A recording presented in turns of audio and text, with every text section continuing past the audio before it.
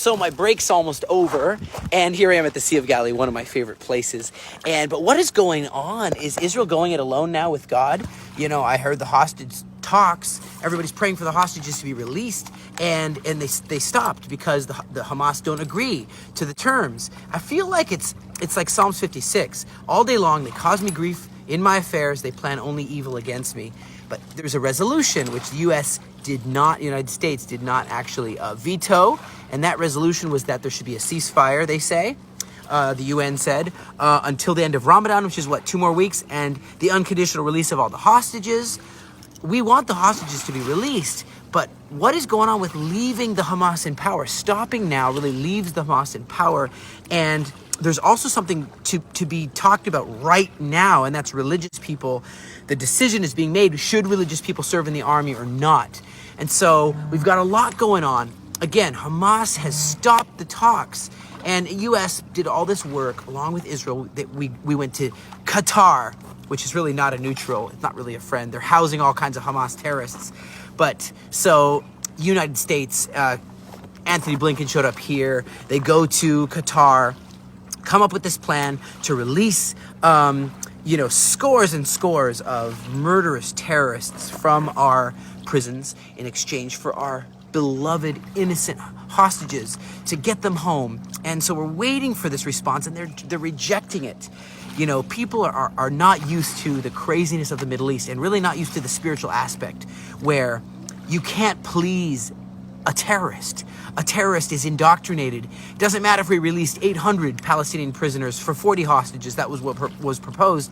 It doesn't matter what we do. These different deals, the Paris talks, the Doha Qatar talks, it doesn't matter. You can't bow down to terror. I don't care how you look at it. You just can't bow down to terror. And this compromise, all these compromises that, I know we want them back so bad, and we're trying everything in our power to get these hostages back. Sick, elderly. Did I hear that many have died? How many? And now they don't want a 6-week truce or a 2-week truce. Hamas want complete cessation of the war entirely, leaving them in power. And they want way more terrorists. So think about this for a second. Will you do some math with me? Get your calculator out. Okay? So if you had thousands and thousands and thousands of terrorists come in, including civilians from Gaza, through the fence, out of their tunnels, okay? They came and killed, massacred, murdered, shot people in their genitals, burned people alive, threw babies in ovens. And they killed about 1,200 people. We thought initially it was more, but it was about 1,200 people that were killed. All right? And then, and they knew exactly where to go. They went to homes of people along the border that were all for peace and doing, peace festival, okay? So then you add on the 250 hostages or so, that's 1,450 people. Okay, now divide that by the amount of Jewish people living in this land to see what percentage of the population was taken. About 7 million people, so the percentage, you see it right here, of the population that was killed and or taken hostage.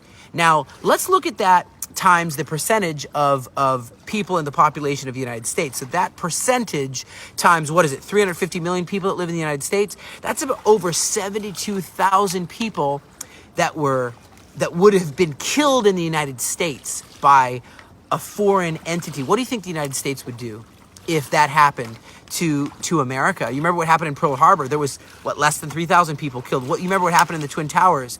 How do you think America would respond, or should respond, or did respond in the past when an attack upon their sovereign country happened?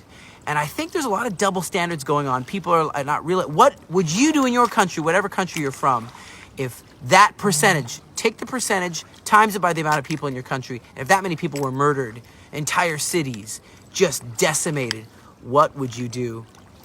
I think it's time for us to stand in the gap for Israel. That's right. We're inviting you to come and join us. We're going to be helping those people along the southern borders. We're going to be helping the people who have made Aliyah, immigration. We're going to be helping people who are defending the defenseless on the front lines. We're going to be feeding, housing, clothing, planting trees, so much more.